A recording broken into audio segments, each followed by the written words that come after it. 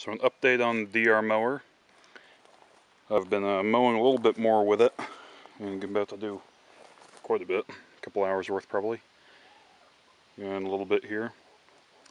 And thought I'd show some of the modifications I've done, albeit very minor, to this thing so far. One I can show you right here is the addition of a hour meter. And although you probably, you probably can't see that too well, I've got a whopping 0.4 hours on this thing so far. And at the same time I put on the hour meter, I filled up the fuel tank to the max, so I can basically, I'm going to run it until it's dry, so I can sort of get a rough estimate as to how long I can go with this thing per tank. So I figured by putting the hour meter on now, it's not really like I've got a whole bunch of, or this machine has a whole bunch of use on it prior to putting an hour meter on there, so it's pretty realistic as far as hour intervals and doing maintenance on the machine and whatnot. The other modification that I've done is got this 2-inch receiver on here. I had great big plans of, as you can see I fucked up the powder coating here, but whatever. Touch that up later. I had big plans of cutting this portion off and then notching a piece of square tube over this and welding it, and oh, this is going to be great. Then I looked at it some more and I'm like, well, why don't I just drill a hole that matches the hole that's for this existing bolt, bolt the tube to that, and then drill 2 more holes for the receiver hitch to bolt onto that. So much easier. That being said, I might do might throw a bead of weld on the top and bottom of this thing. Fuck off, fly.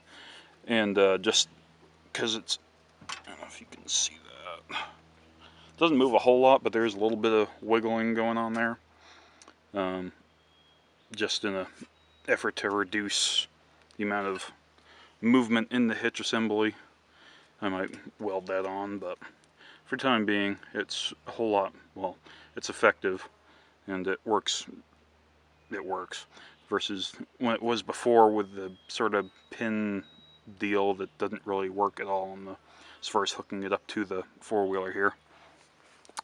Now I did find it kind of ironic though, is all, oh, I gotta get grade 8 bolts for this hitch, oh, we gotta make it strong, and then I'm looking like, this is all that's holding this piece on with this little pin here, so it's not like, and then this whole thing is held on by these 2 little stainless bolts.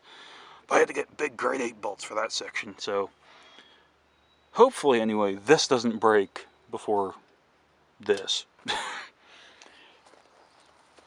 Otherwise, so far so good.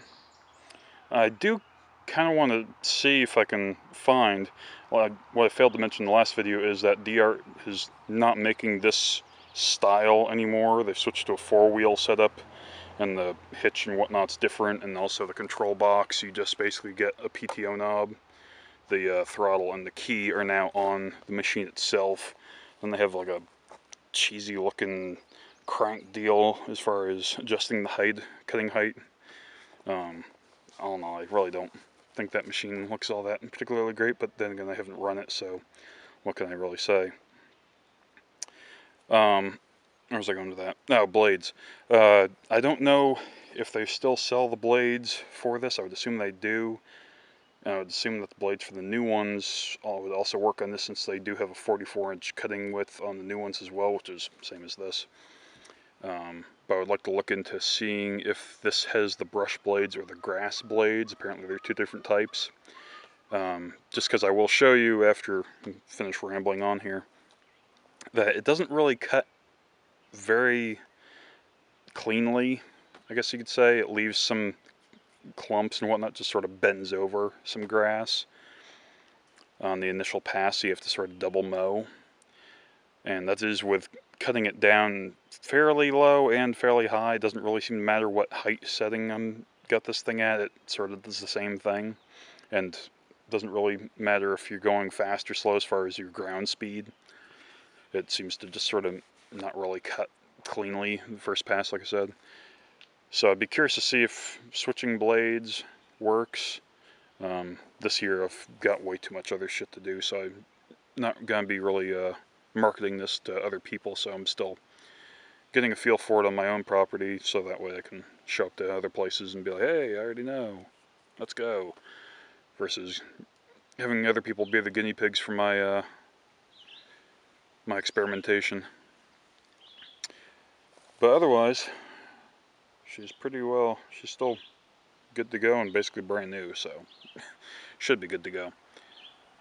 So anyway, enough of rambling. I'll throw on some footage here next of me mowing with this thing.